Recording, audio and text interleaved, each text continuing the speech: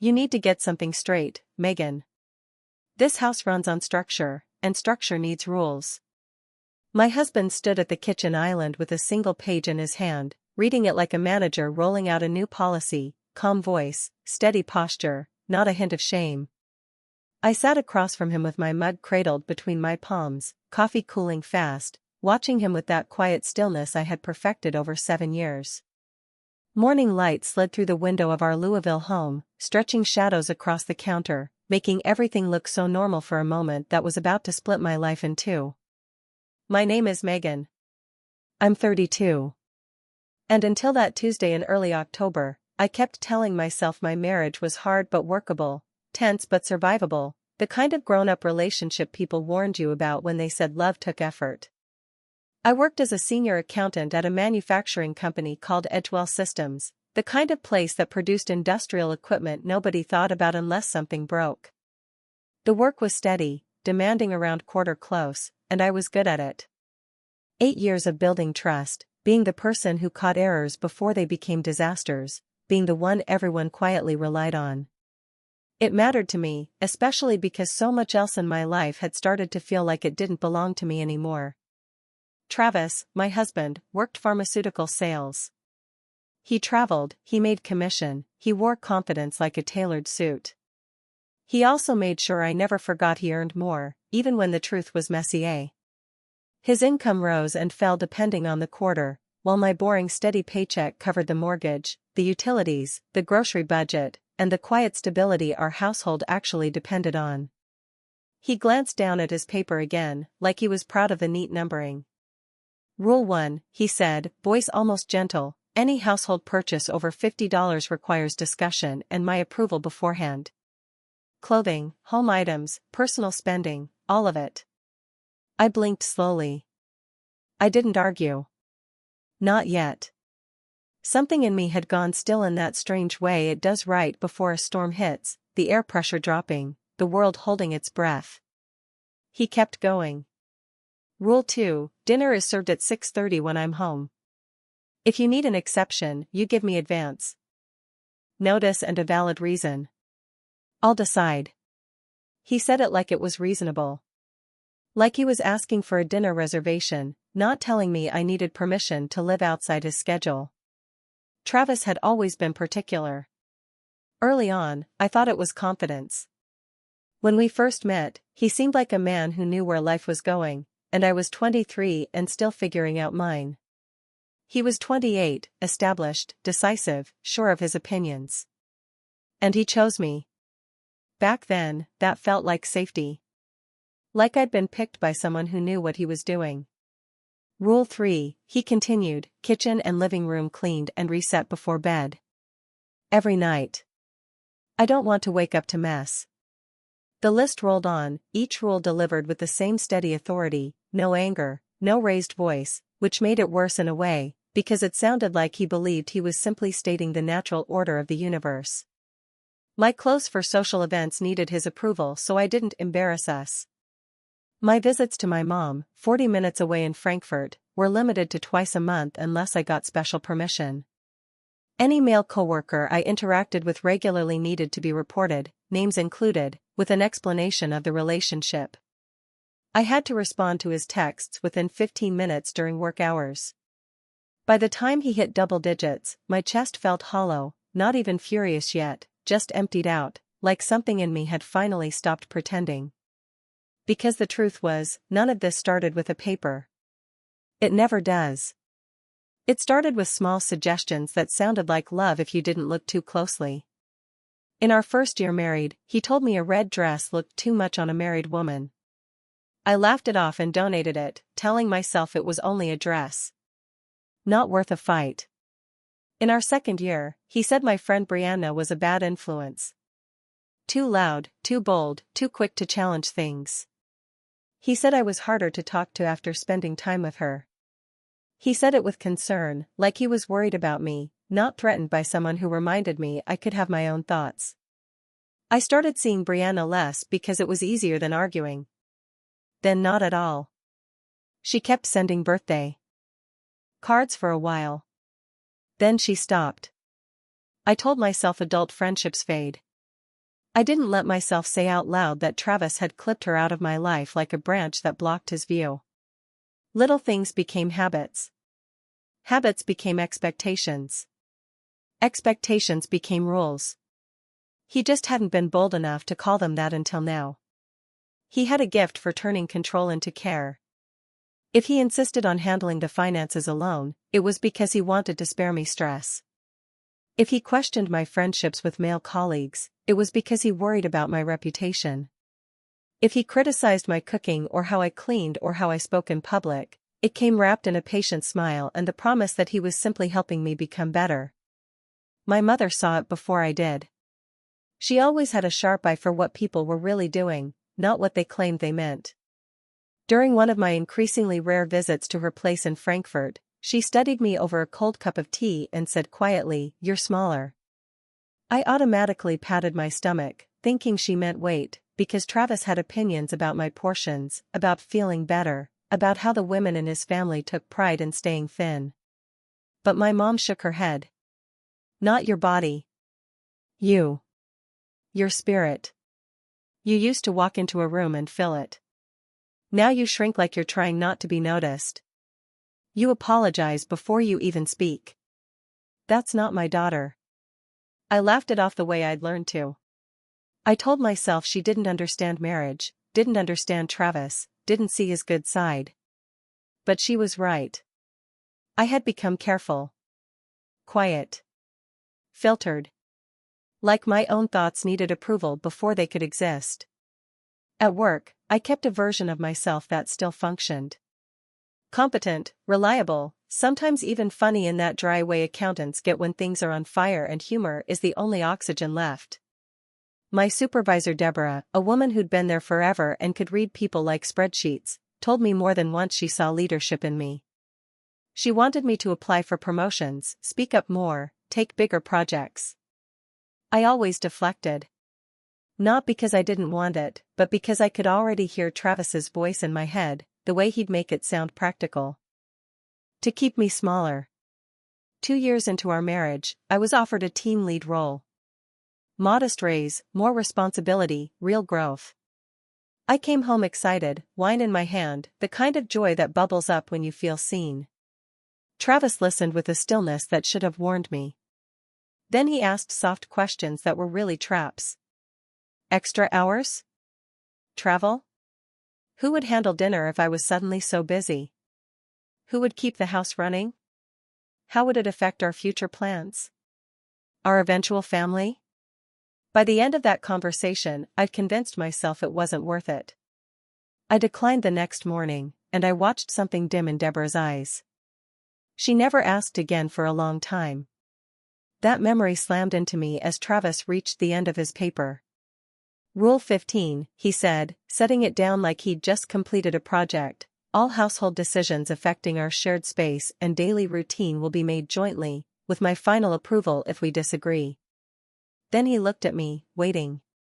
Pleasant expression. Almost friendly. Like he expected me to thank him for being organized.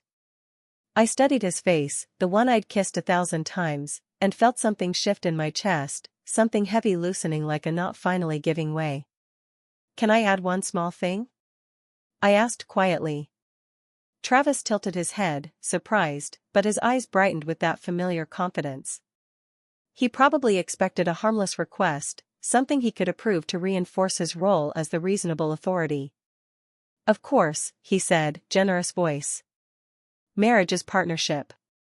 I want you to feel included." The irony was almost funny, except it wasn't funny at all. I took a slow breath. I didn't know yet exactly how everything would fall apart, or how long it would take, or how ugly it could get. I only knew, with sudden clarity, that I was done playing a role I never chose. "One rule," I said, keeping my voice calm, matching his tone. "Any rule one of us makes must apply equally to both of us. Same standards. Same expectations. Same accountability." The words landed in the kitchen like a clean, sharp sound. For a second, Travis looked confused. Then his smile returned, tight at the edges. "Sure," he said slowly, like he was being fair. That's reasonable. He thought he'd just agreed to something harmless. He didn't understand yet that his whole system depended on the rules only being for me. So that means, I continued, still calm, if purchases over $50 need discussion and approval, that applies to you too. Client dinners, gadgets, whatever you decide to bring home. We talk first. We agree first. Travis's eyes narrowed, just slightly. If my clothes need your evaluation for social events, I said, then yours need mine. If my visits to my mom need permission, then your travel plans, your work dinners, your late nights out, those need the same permission. If I have to list male coworkers, then you list female coworkers. Names. Context. Same transparency. I watched his face while I spoke, and for the first time in a long time, I didn't rush to soften my words, didn't pad them with jokes, didn't apologize before I even finished the sentence. Silence stretched between us, thick enough you could feel it in your teeth. The refrigerator hummed. Somewhere outside, a neighbor's lawn mower droned, normal life continuing like nothing was happening. I could see the math working behind Travis's eyes. He was searching for a way out, a way to dismiss what I'd said without admitting the obvious. Because if he accepted equality, his rules turned into a cage he'd have to live in too. And he didn't want structure, not really. He wanted control. Megan, he said finally, the calm cracking at the edges, you're being difficult on purpose. You know that's not what I meant. I'm being fair, I replied, simple and flat. You literally said marriage is partnership. His jaw clenched. He pushed back from the island with a sudden scrape of the stool against tile. This conversation is done for now. We'll talk tonight when you've had time to calm down and think more clearly. There it was, the move I'd seen 100 times. If he couldn't win with logic, he'd win by implying I was emotional, confused, irrational. In the past, it worked like a charm. I'd spend hours replaying everything, twisting myself into knots, looking for the part where I'd been unreasonable. By the time he came home, I'd be ready with an apology for daring to want anything. But something in me had snapped into place when he read Rule 15. Like a bolt sliding shut. Take all the time you need, I said, not moving. But my rule stands. If you want rules, they apply to both of us. No exceptions. Otherwise there are no rules. Travis stared at me like he didn't recognize me. And maybe he didn't. He'd spent years training me to ask permission, to present needs like favors, to accept his judgment as final. He'd built his security on my compliance. For a split second, I saw something in his eyes that wasn't anger. Fear. Not fear of losing me emotionally, not fear of hurting me, but fear of losing power. Fear of the version of me that wasn't bending. He turned and walked out of the kitchen without another word, heavy footsteps on the stairs, door closing upstairs with a sharp final sound. I sat alone with my cold coffee and felt my heart pounding, but my hands were steady. Steadier than I thought they could be. I didn't know exactly what came next. But I knew I'd crossed a line I couldn't uncross, and honestly, I didn't want to. The next few days were tense in a quiet way. Travis didn't bring up the paper again, but I could feel him watching me, waiting for the backslide. He was looking for regret in my face, weakness in my voice, anything that told him this was a phase. He was civil, but distant, clipped. He used silence like punishment, like a leash. In the past, it would have worked. I would have panicked. I would have chased him around the house with my anxiety, trying to fix whatever invisible thing I'd done wrong. But the strangest thing happened. I didn't feel desperate for him to be warm. I felt clear. Clear that his coldness wasn't a reflection of my worth, it was a strategy. Clear that I didn't need to earn basic respect by shrinking. Clear that his mood could belong to him for once. At work, it was like someone turned the lights back on inside my brain. Numbers made sense again. My focus came back. I stayed late one evening to finish a reconciliation that had been dragging for weeks, not because someone told me to, but because I wanted it done right. Driving home through the dark, I realized I felt something I hadn't felt in a long time. Satisfaction. Deborah noticed it too. That Friday, during our check-in, she leaned back with her glasses perched on her head and looked at me in a way that made me feel seen. "You're different lately," she said carefully. "More here. More present. Something change?" I gave her a small smile, because how do you explain your waking up from your own life? Instead, I asked her about growth. About advancement. About what openings might be coming. Her eyebrows lifted like she'd been waiting years for that question. Then her face softened into real delight. "I was wondering when you'd finally ask," she said.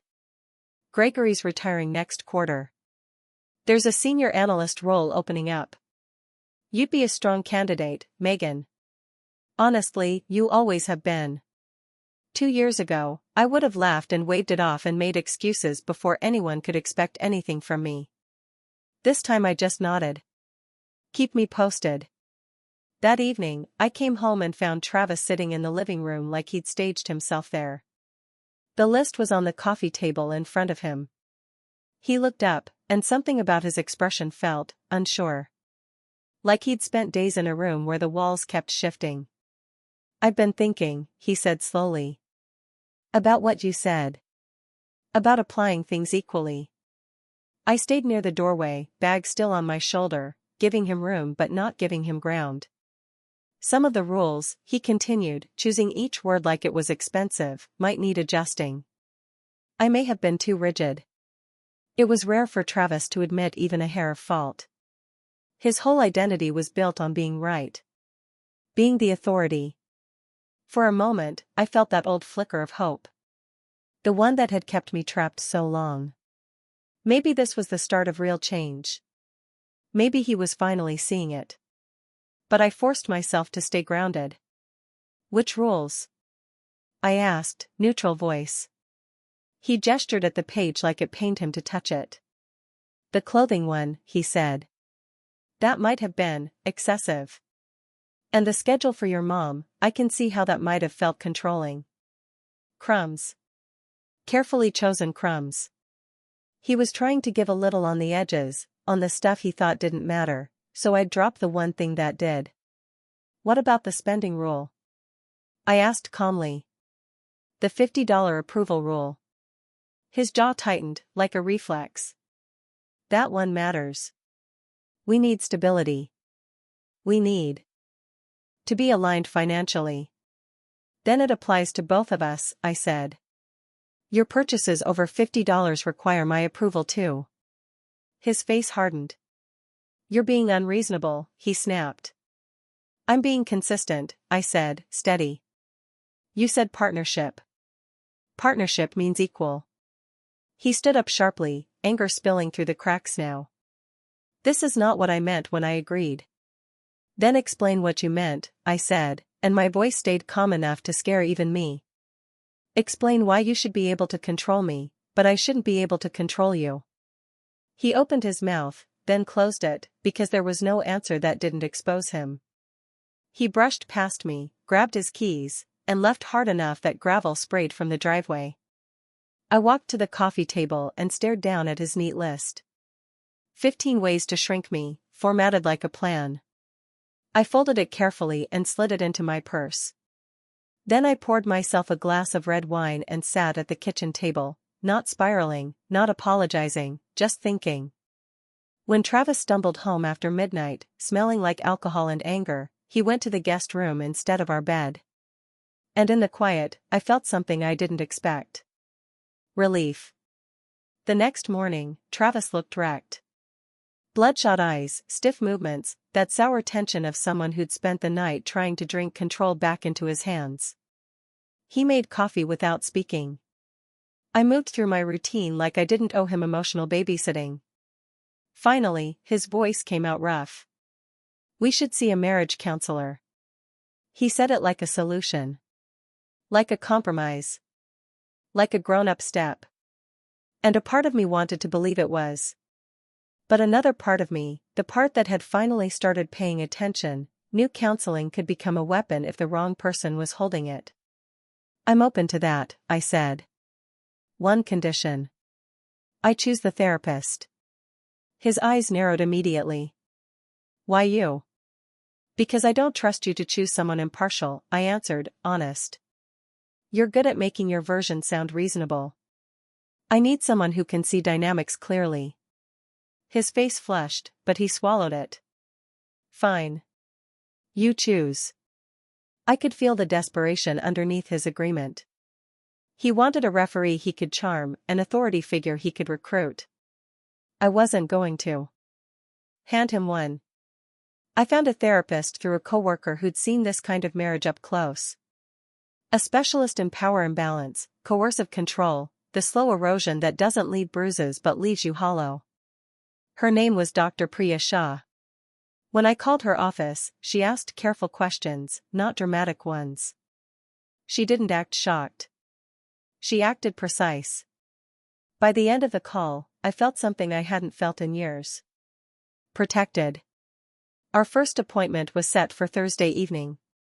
In the days leading up to it, Travis stopped talking about the list outright, but he kept testing me in small, poisonous ways. A look at my outfit that carried judgment.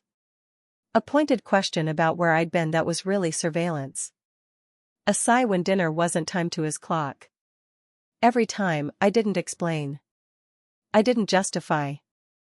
I didn't rush to fix his feelings. I just stayed steady. And because I wasn't pouring all my energy into managing him, I started noticing myself again. I began waking up early and exercising, not as punishment, not to meet anyone's standards, but because my body felt like it belonged to me again. I reached out to Brianna, the friend I'd quietly abandoned years ago. My fingers shook when I typed the message, expecting anger, expecting rejection. Instead, she replied like she'd been waiting. Warm. Immediate. I've missed you. When can we talk? I said yes to a coworker's invitation for coffee. I stopped auto-declining social plans. I started doing tiny things that used to feel forbidden, like buying a book without asking, or visiting my mom without presenting it like a request. Travis watched all of it with growing alarm.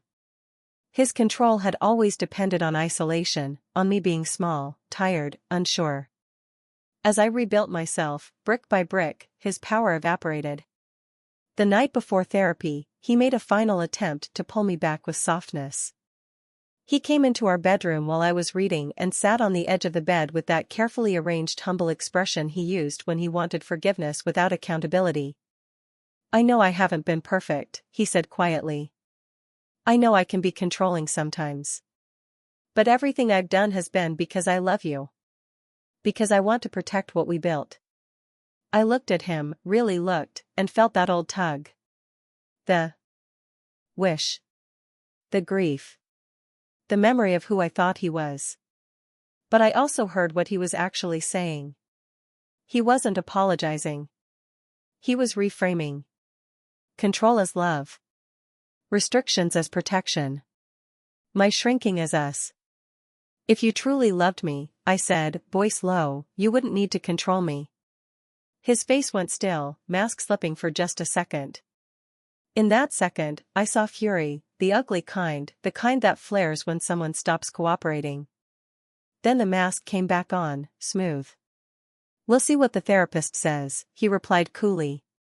It sounded like a threat wrapped in reason. Yes, I said, calm. We will. Thursday evening, we sat in Dr. Shah's office. Soft lighting. Neutral art. A space designed to make people feel safe. Travis walked in wearing charm-like cologne. Warm smile. Professional tone. That easy friendliness he used on clients. Dr. Shah began with introductions and basic policies. Then she asked us to speak one at a time, no interruptions, about why we were there. Travis went first. He painted a picture of a mostly happy marriage with recent communication issues. He talked about household expectations. He talked about my distance. He mentioned my career focus like it was a warning sign. He sounded reasonable, concerned, almost sad. Like he was the steady one trying to hold things together. When it was my turn, I didn't perform. I didn't exaggerate. I didn't cry to prove it mattered. I took the folded paper out of my purse and read several of the rules out loud. Not all 15. Just enough. Then I explained the years leading up to it, the slow tightening, the way control hides inside concern. I explained my one boundary and his reaction. Dr. Shah listened without flinching. She asked questions that were calm but sharp, like she was tracing a pattern. When we finished, she sat for a moment, then turned toward Travis. "Help me understand," she said.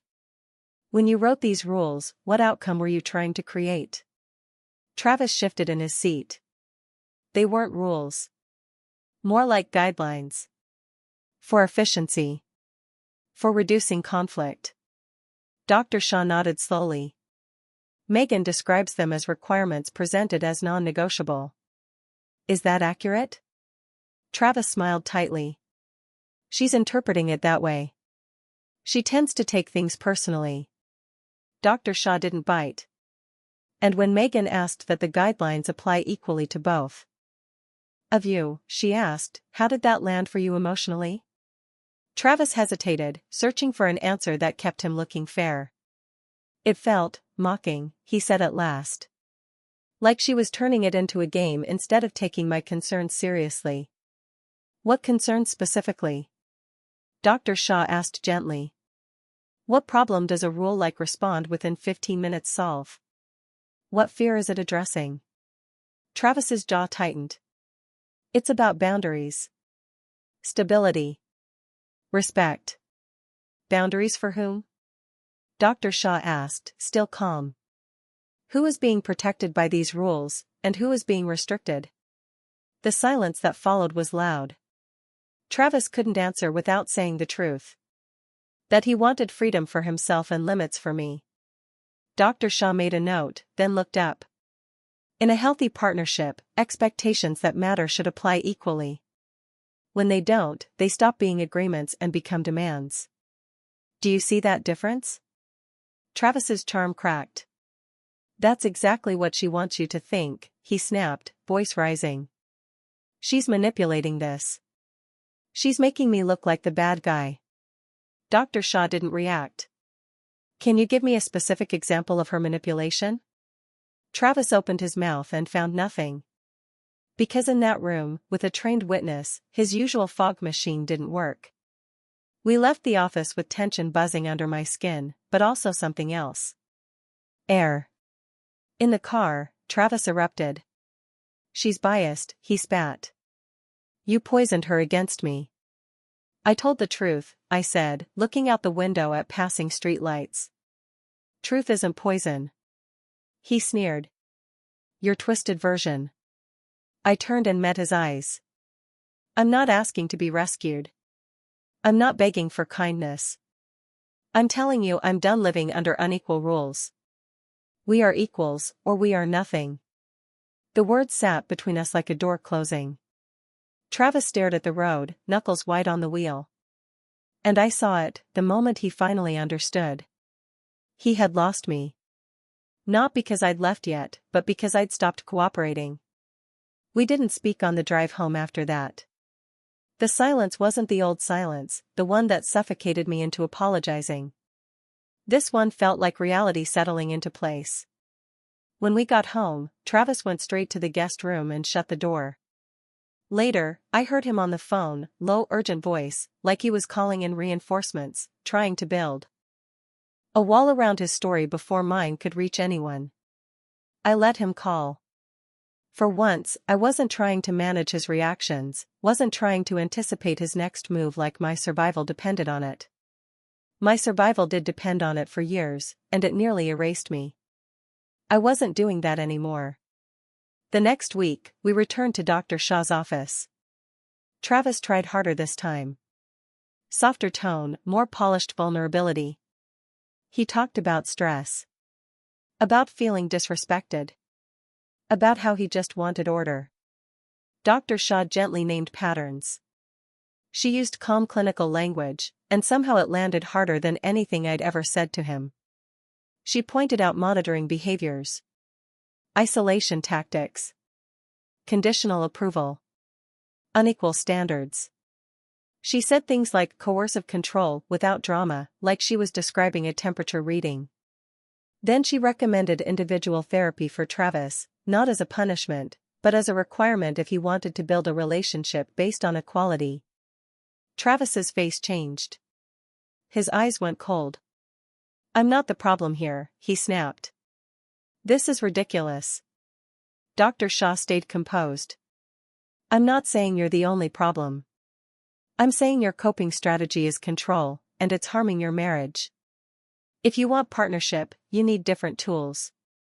Travis stood up so fast his chair scraped. "This is a waste of time," he said, voice sharp, and walked out. I sat there, stunned by how quickly he chose power over healing, then realized I shouldn't be stunned at all. Healing would require him to give up the thing he craved most. Control. Dr. Shah looked at me with quiet understanding. "What do you want, Megan?" The question hit me like a wave. Because for years I'd been trained to answer what he wanted. What was reasonable? What would keep things calm? "I want to be free in my own life," I said softly. "I want equality or I want out." She nodded once. "Then you know what comes next." 2 weeks later, I met with an attorney. Her name was Celeste Ward, sharp eyes, steady voice, the kind of woman who didn't blink at ugly stories. She specialized in high-conflict divorces, the kind where one partner sees separation as a challenge to their authority and will burn everything down to avoid losing. Celeste listened as I laid out the patterns, the list, the therapy sessions, the escalation. Then she said, "Document everything. Save texts. Save emails. Keep the paper. Keep a timeline. When control fails, people like him often switch tactics." I felt a chill, not because she was dramatic, but because she wasn't. I started documenting. Travis sensed the shift even before papers were filed. He began swinging between icy silence and sudden bursts of charm. One day he'd ignore me like I was a stranger in my own home. The next he'd show up with flowers and a soft apology that never actually named what he'd done. "I just miss us," he'd say. But he didn't miss us. He missed access. He missed certainty. He missed owning the rules of my life. When I filed, he acted shocked anyway, like he couldn't believe I'd actually do it. Because some part of him always believed I'd fold. He'd trained me to fold. He'd relied on it. The day he was served, his face went white, then flushed red. "You're really doing this," he said, voice low, dangerous. "Yes," I answered. His eyes narrowed. "You're going to regret it." And then, like a switch flipped, the tactics came out. He threatened financial ruin even though we had no kids, no shared empire, nothing that justified his drama. He hinted at dragging things out for years. He told mutual friends I was unstable. He called my work unhealthy ambition. He implied I'd been influenced by bad people and internet nonsense. He even tried with my mother. But my mother had been waiting for this day.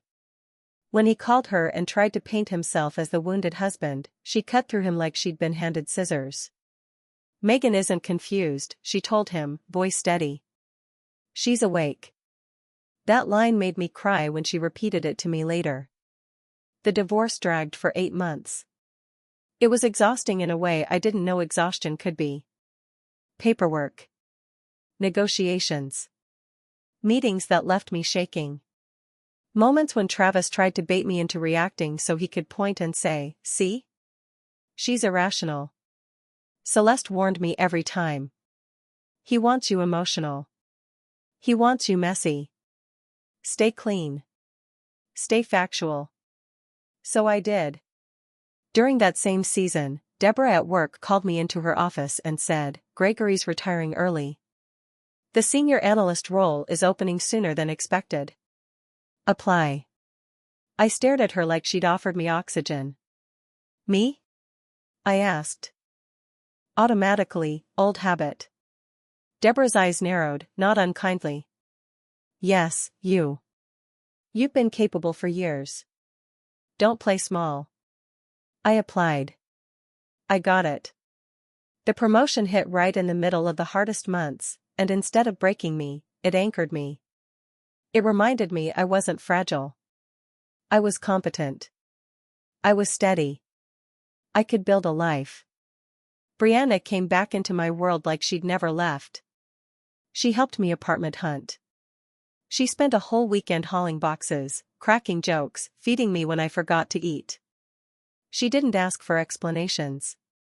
She just showed up.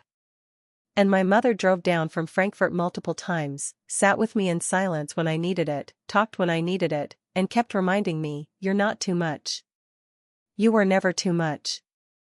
Travis hated the support system. You could feel it in every email, every stiff meeting, every attempt to isolate me again by turning people against me.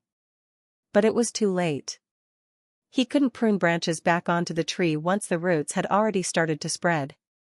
When the divorce was finalized, I stood outside the courthouse in downtown Louisville with the autumn sun warm on my face, and I felt something almost unfamiliar. Light. Not excitement exactly. Not joy like fireworks. More like the first full breath after years underwater. I didn't run off cheering. I just stood there and let the air move in and out of my lungs without permission. In the months after, I moved into a small apartment that was entirely mine. No rules taped to the fridge. No schedule as law. No tension buzzing in the walls.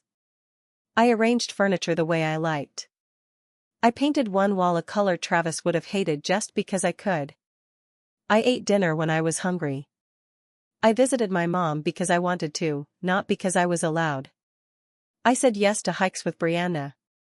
I said yes to opportunities at work. I said yes to myself. And I started filling rooms again. People asked me sometimes, in that awkward careful way, "So what happened?" like they wanted a clean story, a dramatic moment, a villain with a raised fist. Something obvious enough to understand without thinking too hard. But the truth was quieter. And scarier in a different way. Nothing exploded until it did. It was years of tiny permissions I didn't realize I was giving away. A dress here. A friend there. A promotion declined. A joke swallowed. An apology offered for simply having a feeling. Then one morning he wrote it down. He put my cage on paper like it was a gift. And that's what broke the spell. Because once something is written, once it's formal, it's harder to pretend it's normal relationship stuff. It's harder to tell yourself you're being dramatic. Harder to blame yourself for reacting. Travis's life didn't collapse overnight after the divorce, not in some movie montage. But I did hear things through mutual acquaintances. His mask didn't work as well without me. When he wasn't managing me, he started trying to manage everyone else. At work, his charm began slipping at the wrong moments. People noticed the volatility. The entitlement. The way he couldn't handle disagreement without turning cold or cutting. He cycled through friendships. People got tired. He'd blame them.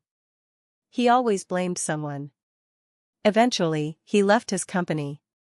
Performance issues was the polite version. Interpersonal concerns was the quieter version people said under their breath. He moved to another city to start over where nobody knew the history. I didn't celebrate it. I felt mostly tired when I heard. Because the thing I learned about men like Travis is that it isn't about the woman. It's about the need. The hunger for dominance. If one person stops cooperating, they don't suddenly become healthy, they often just look for a new stage. And that wasn't my responsibility anymore. I thought a lot about that Tuesday morning, sitting at the island with my coffee cooling, hearing him speak in that calm corporate tone like he was doing something honorable. I'd asked for one addition. Just one. Apply it equally. That was it. And it was enough to crack 7 years of control because it exposed the core truth he couldn't admit, not even to himself. He didn't want partnership. He wanted authority. And authority only works when you agree to be treated like a subordinate. I'd been agreeing in 1,000 small ways for years. That morning, I stopped. In my new apartment, I started noticing what life feels like when you're not constantly trying to earn peace. Peace isn't something you bargain for. Peace is what happens when you stop living in a constant negotiation with someone else's ego.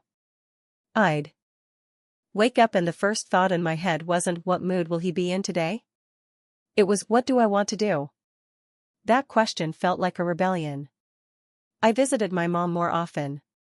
We went for walks. We ate at little places in Frankfurt and talked about everything and nothing. One day she looked at me and said, "You're back." I laughed because I didn't know how else to respond without crying. At work, I leaned into my promotion. I spoke up in meetings. I stopped apologizing before making a point. The first time I disagreed with someone in a conference room and didn't immediately soften it, I felt my pulse jump like I'd done something wrong. Then I realized, no, I'd just done something normal. I reconnected with parts of myself I'd buried. Music I used to listen to. Clothes I used to like. The way I used to laugh louder. The way I used to have opinions without checking if they were allowed. And slowly, I began to understand something that made me angry in a clean, focused way. Travis didn't steal my voice in one dramatic moment. He convinced me to hand it over piece by piece. That meant the way back wasn't one dramatic act either. It was a series of returns. Every time I said no without guilt. Every time I chose something because it made sense to me, not because it would keep someone calm. Every time I took up space. The scars didn't vanish. I still had moments where my body reacted before my mind could catch up. A slammed cabinet door made my stomach drop. A delayed text made me feel like I'd done something wrong. A critical tone from a man in a meeting could make my throat tighten like I was back at that kitchen island. But each time, I reminded myself, I'm safe.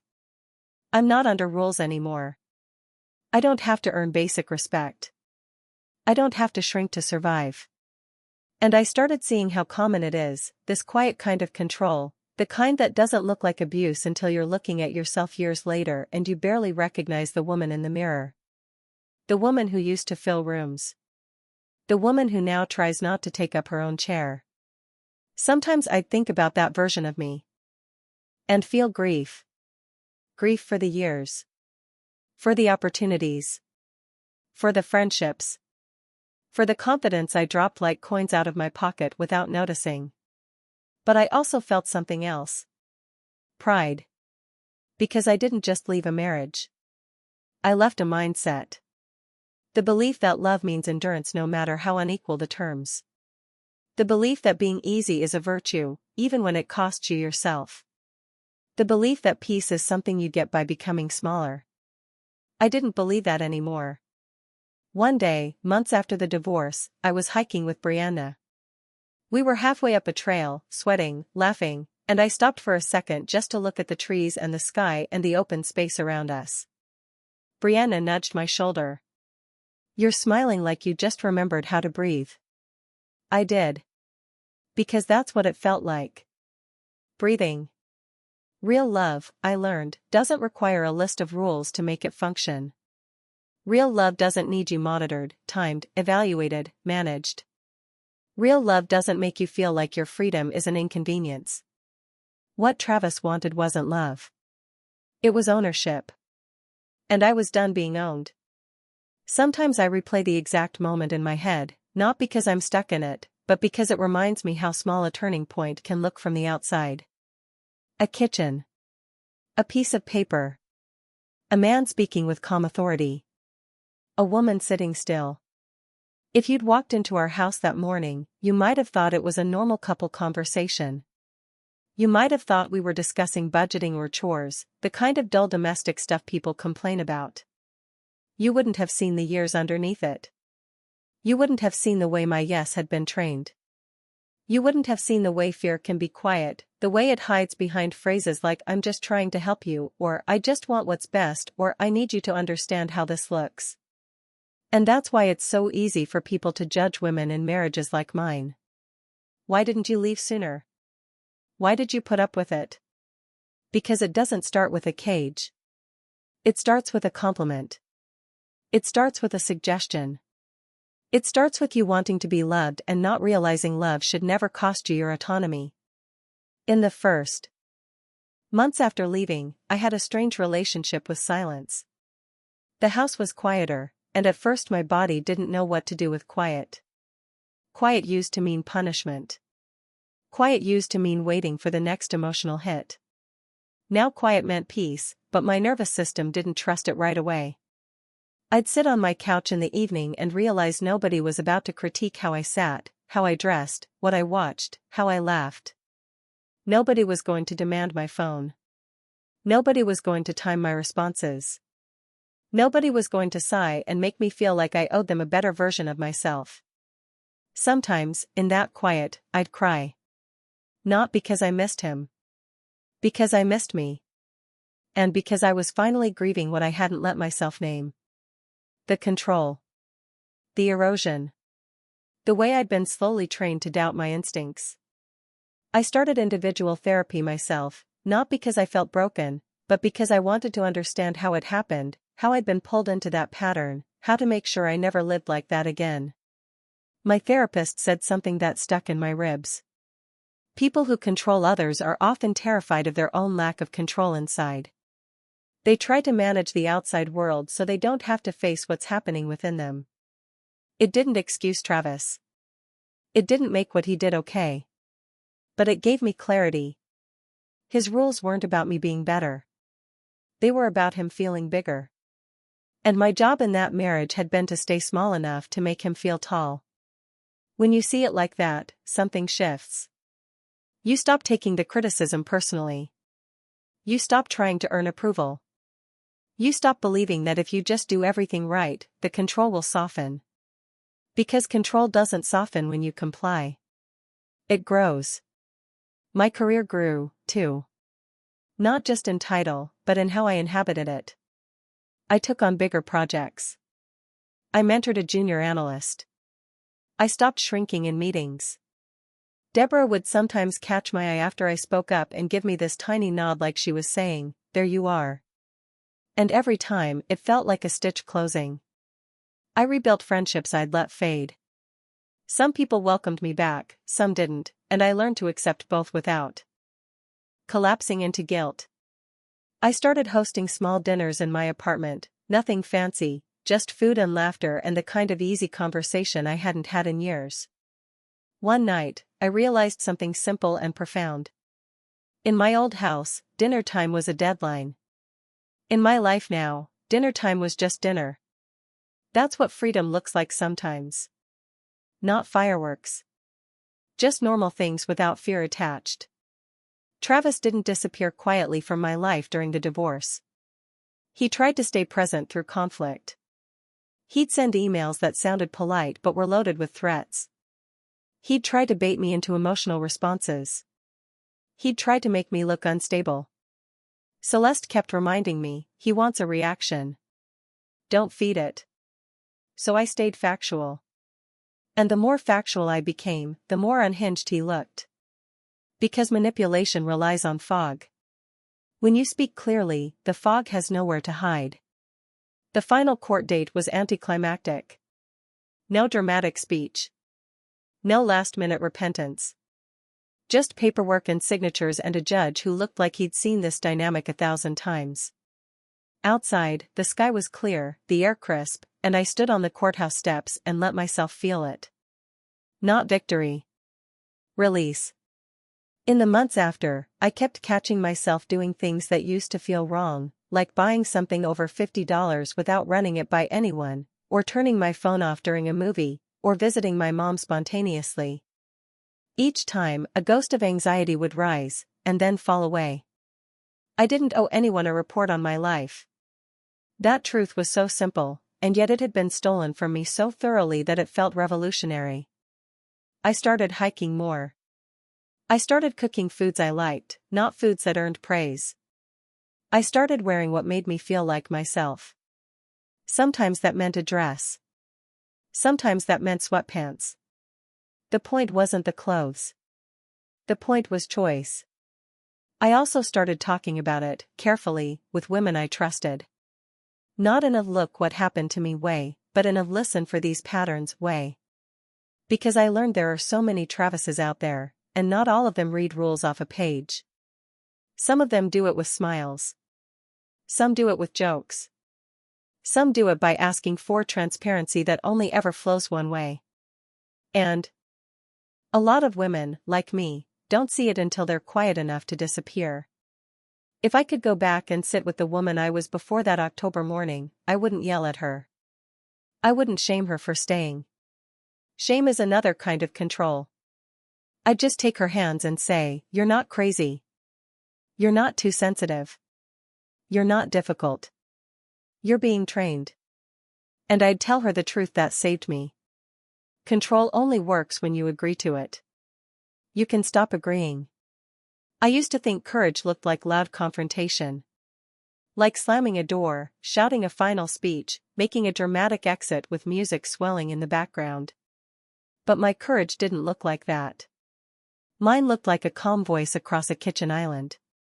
Mine looked like refusing to apologize when I hadn't done anything wrong. Mine looked like one boundary held steady, even when everything in me wanted to smooth it over just to make the tension stop. Because I'll be honest, there were moments during the divorce when I wanted to give up, not because I missed him, but because conflict is exhausting when you've spent years living in someone else's rules. There were nights I lay in bed and felt that old conditioning tug at me. Maybe I should have just complied. Maybe it would have been easier. Maybe I overreacted. Then I'd remember the paper in his hand. The calm way he said dinner needed a valid reason. The way he tried to limit how often I could see my own mother. The way he expected my workday to revolve around answering his texts. And I'd remember what it felt like sitting there, hearing it all out loud, realizing I wasn't his partner, I was a system he wanted to manage. That clarity never left me after that. It was like once you see the structure of a prison, you can't unsee it. Even if someone paints the walls pretty. Sometimes people ask me if I hate him now. I don't. Hate keeps you tied to someone. Hate is still a kind of relationship. What I feel is distance. Clean distance. I feel a quiet sadness for the years I spent trying to earn love from someone who thought love meant control. And I feel gratitude that I found the line in myself before I disappeared completely. Because the truth is, Travis didn't make me small. He offered smallness like a condition. And I accepted it, because I thought that's what love required, because I thought compromise meant giving up myself, because I thought being chosen meant being owned. I don't think that anymore. My life now is ordinary in a way that feels sacred. I go to work and do it well. I get home and my apartment is the way I left it, not because someone demanded it, but because it's mine. I eat when I'm hungry. I sleep without bracing for someone's mood. I visit my mother because I want to. I laugh loudly. I take up space. I fill rooms again. And here's the thing I wish more people understood, especially women who are still sitting in their own kitchen islands, listening to rules that are disguised as love. You don't have to prove you deserve equality. You don't have to earn basic respect by being easy. You don't have to shrink to keep a relationship. A relationship that needs you smaller to survive is not a relationship worth saving. The most powerful moment in my whole story wasn't filing paperwork or standing in court or getting the promotion. It was the moment I stopped agreeing. Because once I stopped agreeing, everything else became possible. Travis's rules weren't strong. They were brittle. They only held because I held them up with my silence, my fear, my hope that if I tried harder, he'd soften. When I set my boundary, his whole system started to crack. He tried charm. He tried coldness. He tried therapy as a weapon. He tried threats. He tried social pressure. None of it rebuilt the control because he'd lost the foundation. Me cooperating. That's why one boundary can change your entire life. Not because the boundary is magical, but because it forces reality into the light. It forces the other person to either step into equality or admit they never wanted it. Travis admitted it, without saying it, by refusing to change. And that refusal set me free. I'm not saying it was easy. It wasn't. The divorce was draining. The fear didn't disappear overnight. The rebuilding took time. I had to learn myself again, like meeting a friend you haven't seen in years and realizing you both changed. But it was worth it. Because I would rather live a hard, honest life than an easy life where my freedom is conditional. If you're listening to this story and you recognize pieces of your own life in it, I want you to hear me clearly. You are not too much. You're not crazy. You're not ungrateful. You're not difficult. You might just be waking up. And waking up is uncomfortable at first because your whole system has adapted to sleep. But stay awake. Ask yourself one question. If the rules are reasonable, would they apply equally? If the answer is no, then it's not structure. It's control. And you don't have to agree to it. I didn't. And that decision, quiet as it looked from the outside, brought me back to myself.